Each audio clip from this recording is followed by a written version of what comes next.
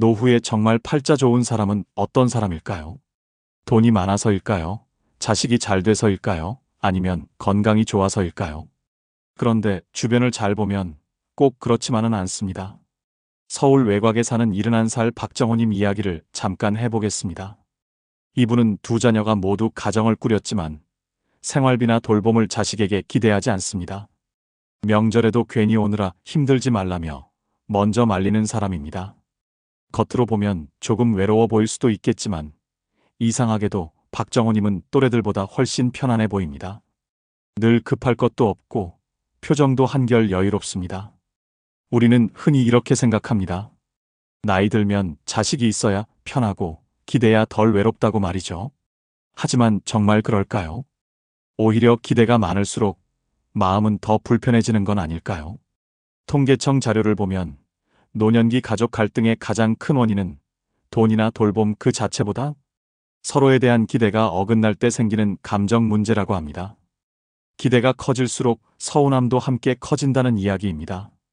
오늘 이 영상에서는 노후에 유난히 팔자 좋아 보이는 사람들, 늙어서도 마음이 편한 사람들에게 공통으로 보이는 5가지 삶의 태도를 차분히 이야기해 보려고 합니다. 자식 문제, 성격 문제, 외로움, 의미에 대한 집착, 그리고 결국 하루를 어떻게 살아가느냐까지. 혹시 여러분은 지금 무엇 때문에 가장 마음이 불편하신가요? 자식인가요? 외로움인가요? 아니면 막연한 불안일까요? 영상을 보시면서 이건 내 이야기다 싶은 대목이 있다면 댓글로 솔직하게 남겨주셔도 좋겠습니다. 비슷한 마음을 가진 분들끼리 서로 위로가 될 수도 있습니다. 이야기를 시작하기 전에 구독과 좋아요, 알림 설정까지 꼭 부탁드립니다. 그럼 지금부터 노후에 가장 팔자 좋은 사람들의 진짜 공통점을 하나씩 차분히 이야기해 보겠습니다. 첫 번째로, 노후에 팔자 좋은 사람은 자식에게 기대지 않을 준비를 미리 해둔 사람입니다. 여러분은 솔직히 어떠신가요? 나이가 들수록 마음 한켠에서 이런 기대가 조금씩 생기지 않으셨나요? 그래도 자식이 있는데 아플 때는 봐주겠지, 완전히 혼자는 아니겠지라는 생각 말입니다. 앞서 서론에서 말씀드렸던 71세 박정호님은 이 기대를 아주 일찍 내려놓은 사람입니다. 박정호님은 서울 외곽의 작은 아파트에서 혼자 살고 있습니다.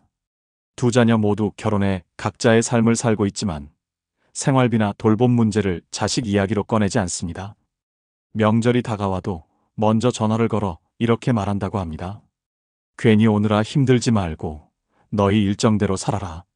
이 말이 처음에는 자식들에게 서운하게 들렸다고 합니다. 하지만 시간이 지나면서 오히려 관계가 편해졌다고 합니다. 부담이 없으니 연락이 자연스러워졌고 억지로 효도를 증명하려 애쓰지 않아도 됐기 때문입니다. 실제로 통계청과 여러 노인복지조사 자료를 보면 노년기 가족 갈등의 가장 큰 원인은 연락 횟수나 동거 여부가 아니라 경제적 정서적 기대가 어긋날 때 생기는 감정적 마찰이라고 합니다. 기대가 클수록 실망도 함께 커지는 구조입니다. 박정호님 역시 처음부터 쉬웠던 건 아니었습니다. 몸이 아팠을 때 병원에서 돌아오는 길에 문득 이런 생각이 들었다고 합니다.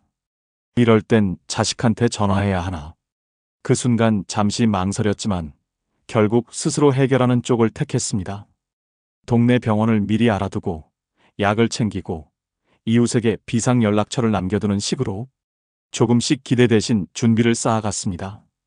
이 선택이 박정호님을 특별하게 만든 건 아닙니다. 다만 한 가지 차이를 만들었습니다. 자식과 만날 때 마음이 가벼워졌다는 점입니다. 무언가를 바라지 않으니 대화의 계산이 사라졌고 서운함이 쌓일 이유도 줄어들었습니다. 여기서 많은 분들이 이런 반론을 떠올리실 겁니다. 그래도 자식에게 전혀 기대지 않으면 너무 외롭지 않나? 사람이 혼자서 어떻게 다 해결하나? 맞는 말입니다. 완전히 혼자 모든 걸 해결할 수 있는 사람은 없습니다.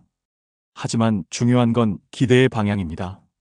노후에 팔자 좋은 사람들은 자식에게 기대는 대신 생활의 기본을 스스로 유지할 수 있는 최소한의 준비를 해둔 사람들입니다. 박정호님은 자식 대신 지역병원, 동네 약국, 가까운 이웃, 복지센터 전화번호를 정리해 두었습니다. 이 준비는 자식을 밀어내기 위한 것이 아니라 자식과의 관계를 가볍게 만들기 위한 선택이었습니다. 결국 자식에게 기대지 않는다는 건 사랑을 끊는 것이 아니라 부담을 내려놓는 일입니다. 노후에 팔자 좋은 사람들은 자식에게서 무언가를 받으려 하지 않음으로써 오히려 더 오래, 더 편안한 관계를 유지합니다. 이 첫 번째 이야기를 기억해 두시면 좋겠습니다. 노후의 편안함은 누군가에게 매달릴수록 커지는 것이 아니라 기대 대신 준비를 쌓아갈수록 조용히 찾아옵니다.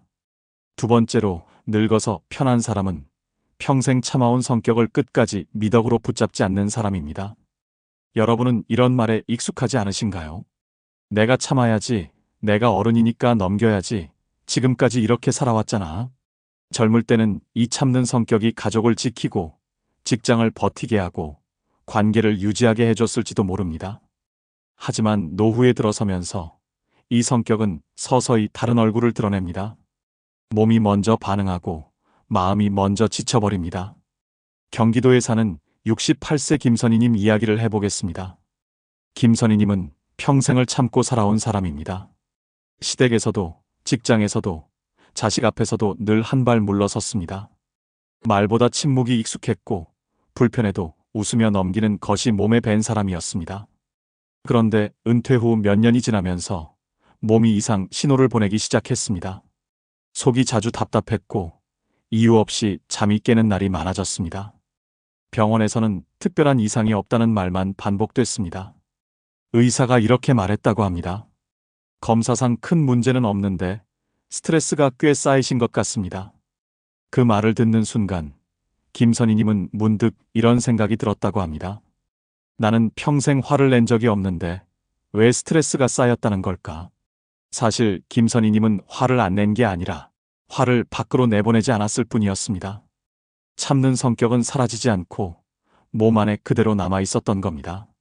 노년기 심리 관련 자료를 보면 감정을 억누르는 성향이 강한 노인일수록 불면, 소화장애, 만성 통증을 겪을 확률이 높다는 보고가 많습니다.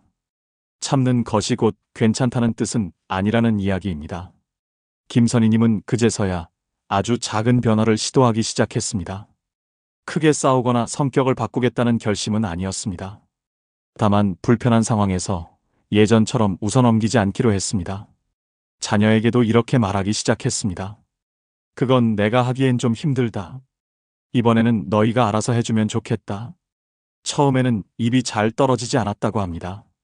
말하고 나면 괜히 미안해지고 마음이 불편했습니다.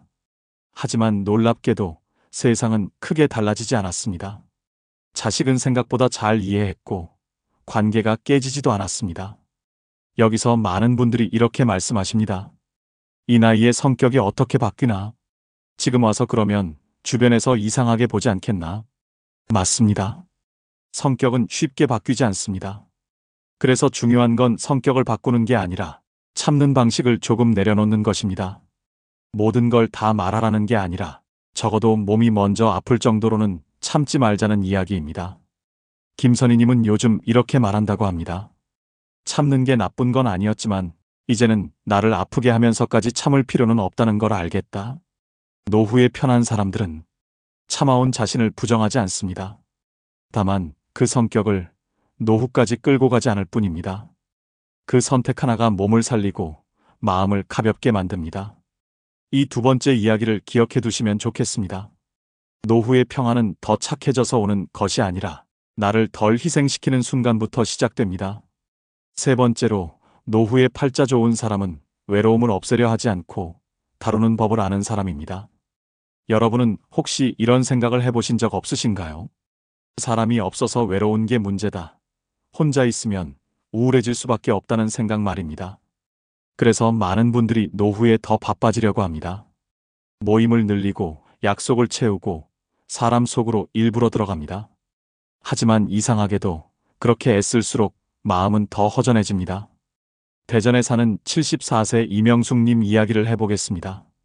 이명숙님은 은퇴 후 외로워질까봐 무척 두려웠다고 합니다. 그래서 동호회, 친목 모임, 종교 모임까지 빠짐없이 다녔습니다. 달력은 늘 약속으로 가득 찼고 집에 혼자 있는 시간이 거의 없었습니다. 그런데 어느 날 집으로 돌아오는 길에 문득 이런 생각이 들었다고 합니다. 사람들하고 하루 종일 있었는데 왜 이렇게 더 외롭지? 이명숙님은 그때 처음으로 깨달았다고 합니다. 외로움은 사람 수로 사라지는 게 아니라는 사실을 말입니다. 사람들 사이에 있어도 마음이 쉬지 못하면 외로움은 그대로 남아 있었습니다. 노년 심리 관련 조사들을 보면 노인의 외로움은 혼자 있음보다 통제되지 않는 관계 피로에서 더 크게 나타난다고 합니다. 원하지 않는 자리, 억지로 맞추는 관계가 오히려 외로움을 키운다는 이야기입니다. 이명숙님은 그때부터 방향을 바꿨습니다. 외로움을 없애려는 대신 외로움과 함께 있어도 불안하지 않은 시간을 만들어 보기로 했습니다. 아침에 혼자 차를 마시고 정해진 시간에 동네를 걷고 집에 돌아와 라디오를 틀어두는 아주 단순한 루틴이었습니다. 처음엔 허전했지만 이상하게도 시간이 지나자 마음이 안정되기 시작했습니다. 이명숙님은 이렇게 말합니다. 외롭지 않으려고 사람을 만났을 때보다 혼자 있는 시간이 편해진 뒤에 만난 사람이 더 반가웠다. 여기서 많은 분들이 이렇게 반문하십니다. 그래도 외로움은 나쁜 거 아닌가? 그냥 참다 보면 우울해지지 않나? 물론 외로움을 방치하는 건 위험합니다. 하지만 외로움을 무조건 없애야 할 적으로만 여기면 노후는 끊임없는 도망이 됩니다. 노후에 편한 사람들은 외로움을 완전히 없애려 하지 않습니다. 대신 외로움이 와도 견딜 수 있는 자기만의 방식이 있습니다. 이명숙님에게 그 방식은 혼자 있어도 불안하지 않은 하루의 리듬이었습니다. 그 리듬이 생기자 사람을 만나는 기준도 달라졌습니다. 외로워서 만나는 사람이 아니라 만나고 싶어서 만나는 사람만 남게 된 겁니다. 노후에 팔자 좋은 사람들은 외로움을 부끄러워하지 않습니다. 그리고 외로움을 이기려고 애쓰지도 않습니다. 그저 외로움과 나란히 앉을 수 있을 만큼 자기 삶을 정리해 둔 사람들입니다. 이 세 번째 이야기를 마음에 남겨두셔도 좋겠습니다. 노후의 평안은 사람을 많이 곁에 두어서 생기는 게 아니라 혼자 있는 시간에도 마음이 무너지지 않을 때 찾아옵니다. 네 번째로, 노후에 가장 팔자 좋은 사람은 남은 인생을 굳이 의미 있게 살려고 애쓰지 않는 사람입니다. 여러분은 혹시 이런 생각을 해보신 적 없으신가요? 이 나이에 뭔가 의미 있는 일을 해야 하지 않을까? 이대로 하루하루 보내면 너무 허무한 건 아닐까? 그래서 많은 분들이 노후에 들어서면 새로운 목표를 세우려 애씁니다. 봉사활동, 공부, 창업, 자격증, 거창한 계획들 말입니다. 물론 그런 선택이 잘 맞는 분들도 있습니다. 하지만 문제는 그 의미가 의무가 되는 순간부터 시작됩니다. 부산에 사는 70세의 최영수님 이야기를 해보겠습니다. 최영수님은 은퇴 후 가만히 있으면 안 될 것 같았다고 합니다. 평생 바쁘게 살아왔기에 아무 계획 없이 하루를 보내는 자신을 도저히 용납할 수 없었습니다. 그래서 최영수님은 은퇴하자마자 봉사활동을 알아보고 강좌를 신청하고 하루 일정을 빼곡하게 채웠습니다. 처음엔 뿌듯했습니다. 나 아직 쓸모있는 사람이구나 라는 생각이 들었다고 합니다. 그런데 몇 달이 지나자 마음이 점점 무거워졌습니다. 가기 싫은 날에도 억지로 나가야 했고 하루라도 쉬면 스스로가 한심하게 느껴졌다고 합니다. 어느 날 아침 일어나기조차 버거워진 순간 최영수님은 처음으로 이런 생각을 했다고 합니다. 이건 내가 원하던 노후가 아닌 것 같다. 노년기 심리 연구를 보면 노후 우울의 큰 원인 중 하나가 목적 상실이 아니라 목적을 반드시 가져야 한다는 압박감이라고 합니다. 의미가 없어서 힘든 게 아니라 의미 있어야만 괜찮다고 믿는 순간부터 사람이 지칩니다. 최영수님은 그제야 방향을 바꿨습니다.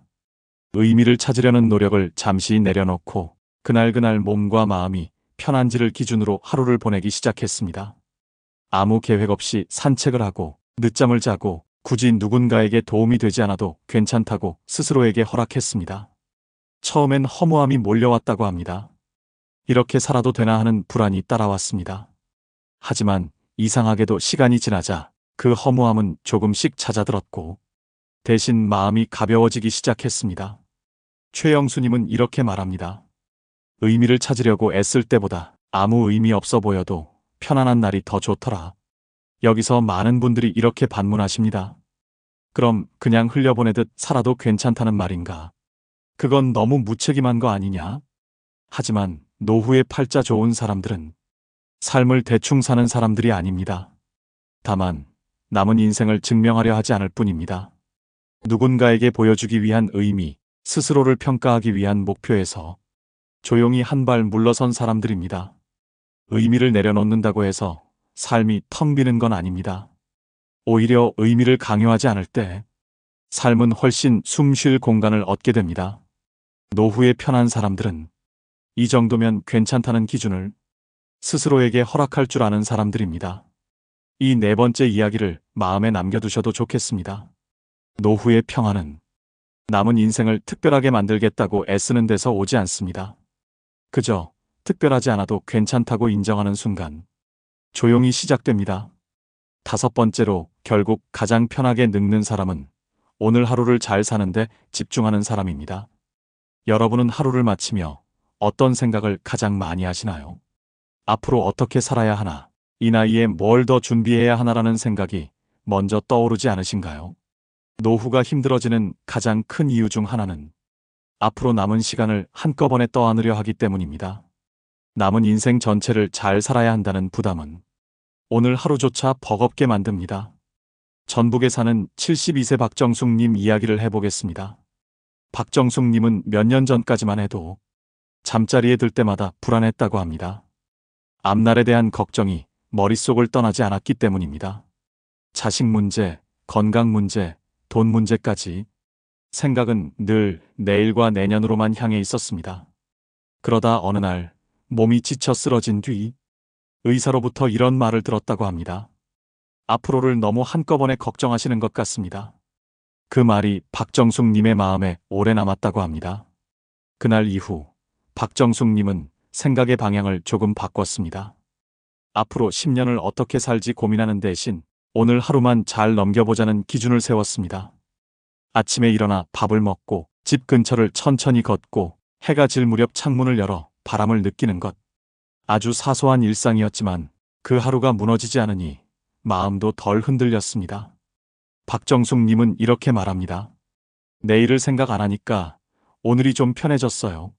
노후의 팔자 좋은 사람들은 거창한 인생 계획을 세운 사람들이 아닙니다. 그들은 공통적으로 오늘 하루를 무너지지 않게 지키는 데 집중한 사람들입니다. 오늘 하루 잘 산다는 건 대단한 성취를 말하지 않습니다.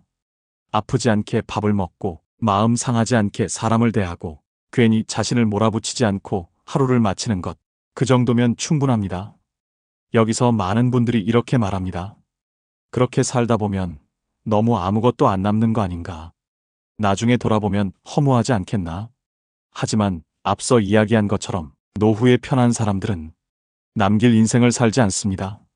버틸 하루를 살지 않고 견딜 오늘을 만들지 않습니다. 그저 오늘을 무리 없이 건너가는 삶을 선택합니다. 자식에게 기대지 않으려 준비하고 참아온 성격을 조금 내려놓고 외로움을 없애려 애쓰지 않고 의미를 강요하지 않으며 그 모든 선택이 결국 이 한 가지로 모입니다. 오늘 하루를 잘 사는 것. 노후의 평안은 어느 날 갑자기 완성되는 게 아닙니다.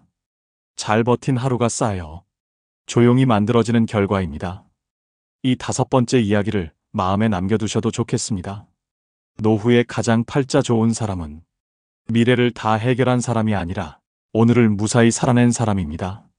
오늘 우리는 노후에 팔자 좋아 보이는 사람들의 공통점을 다섯 가지로 나눠 이야기해 보았습니다. 자식에게 기대지 않을 준비를 해둔 사람, 평생 참아온 성격을 끝까지 미덕으로 붙잡지 않은 사람, 외로움을 없애려 애쓰지 않고 다루는 법을 배운 사람, 남은 인생을 굳이 의미 있게 만들려 애쓰지 않은 사람, 그리고 결국 오늘 하루를 잘 사는데 집중한 사람 말입니다. 이 다섯 가지를 가만히 놓고 보면 노후에 편한 사람들은 특별한 능력이 있거나 남들보다 더 많이 가진 사람들이 아니라는 걸 알 수 있습니다. 그들은 단지 인생의 무게를 스스로 조금씩 내려놓은 사람들입니다. 노후가 힘들어지는 순간은 무언가가 부족해서라기보다 아직도 붙잡고 있는 것이 많을 때 찾아옵니다. 기대, 참음, 의미, 외로움에 대한 두려움, 그리고 아직 오지 않은 내일에 대한 걱정 말입니다. 혹시 지금 여러분의 마음을 가장 무겁게 하는 건 무엇인가요? 자식 문제인가요? 외로움인가요? 아니면 아무 일도 하지 않는 자신이 불안해서인가요? 오늘 이야기 중 단 한 가지라도 이건 나에게도 해당되는 이야기다 싶었다면 그것으로 충분합니다. 노후는 완성해야 할 과제가 아니라 조금 덜 힘들게 살아가도 괜찮은 시간입니다. 오늘 하루 무사히 보내는 것, 마음 다치지 않고 잠자리에 드는 것, 그것만으로도 이미 잘 살고 계신 겁니다. 이 영상이 여러분 마음에 작은 숨 쉴 틈 하나라도 만들어 주었다면 좋겠습니다.